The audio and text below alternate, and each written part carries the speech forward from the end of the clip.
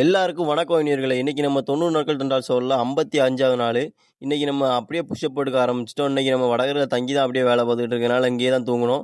இங்கே தூங்கி எந்திச்சு அப்படியே நம்ம விறுவிறுன்னு எல்லாம் ரெடியாகி புஷ்அப் எடுக்க ஆரம்பிச்சிட்டோம். அப்படியே புஷ்அப்லாம் போட்டு முடிச்சுட்டு வேலைக்கு ரெடியாகி வேலைக்கு இறங்கிட்டோங்க. இந்த உலகத்தில் நமக்கு ஒன்று தேவைன்னா அதுக்கு நம்ம தான் ஓடணும்.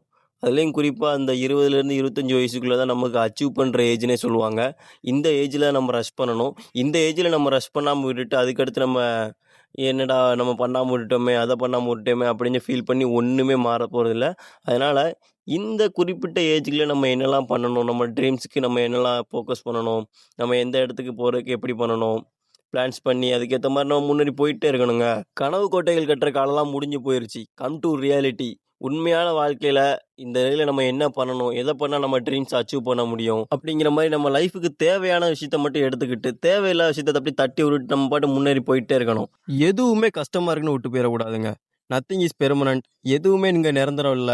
இன்னைக்கு நமக்கு கஷ்டமா தெரியிற ஒரு விஷயம் நாளைக்கு நமக்கு சுலபமா தெரியலாம். அதனால கஷ்டமா இருக்கு அப்படின்னு நினைக்காம, அத இஷ்டப்பட்டு பண்ண ஆரம்பிங்க. மீண்டும் அடுத்த பதிவில் சந்திப்போம்.